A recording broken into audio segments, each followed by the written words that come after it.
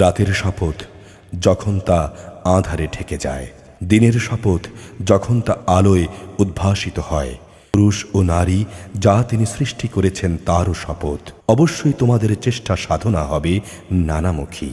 অতএব যে আল্লাহর পথে দান করেছে এবং তাকওয়া অবলম্বন করেছে এবং ভালো কথাগুলোকে যে সত্য বলে মেনে নিয়েছে, অতঃপর আমি তার আরামের জন্য পথ চলা সহজ করে দেব।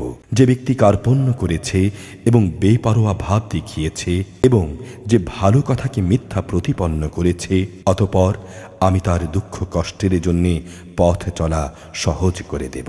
তার রাশি রাশি ধন সম্পদ তার কাজে লাগবে না যখন তার পতন হয়ে যাবে।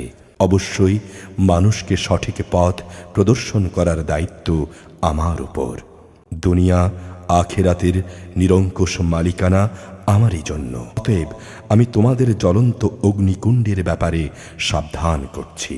নির্ঘাত পাপী ছাড়া অন্য কেউই সেখানে প্রবেশ করবে না। যে এদিনকে মিথ্যা প্রতিপন্ন করেছে এবং হেদায়েত থেকে মুখ ফিরিয়ে নিয়েছে, যে আল্লাহকে বেশি বেশি ভয় করে, তাকে অবশ্যই আমি বাঁচিয়ে দেব। এ ব্যক্তি নিজেকে পরিশুদ্ধ করার জন্যে আল্লাহর পথে অর্থ সম্পদ ব্যয় করে, অথচ তোমাদের কারোই তার কাছে এমন কিছু পাওনা ছিল না যে তোমাদের কোনো রকম প্রতিদান দেয়া হবে।